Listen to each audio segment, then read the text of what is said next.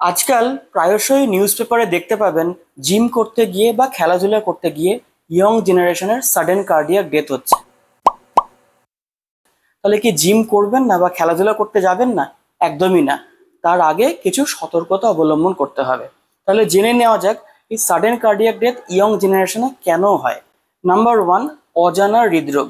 তার মধ্যে most common cause হলো হাইপারট্রফিক কার্ডিওমায়োপ্যাথি। এটি একটি জেনেটিক রোগ, যার কারণে হৃৎপিণ্ডের বেশ কিছু পেশির অংশ মোটা হয়ে যায়। দ্বিতীয় রোগটি হলো করোনারি আর্টারি ডিজিজ, অর্থাৎ হৃৎপিণ্ডের ধমনীতে ব্লক। সেকেন্ড কারণ হলো বুক ধড়ফড় করা, শ্বাসকষ্ট হওয়া, বুকে ব্যথা, মাথা ঘোরা। এই সমস্যাগুলো হওয়া সত্ত্বেও সেগুলোকে উপেক্ষা করা।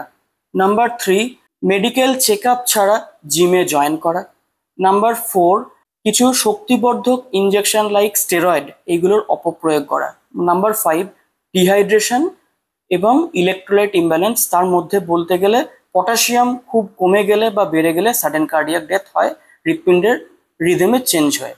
তাহলে এই সাডেন কার্ডিয়াক ডেথ আটকাবেন কিভাবে? নাম্বার ওয়ান, জিমে জয়েন করার আগে একটা বেসলাইন ইসিজি করান। সেখানে কোনো অসুবিধা ধরা পড়লে অবশ্যই একটা ইকোকার্ডিওগ্রাফি এবং ট্রেডমিল টেস্ট করতে হবে।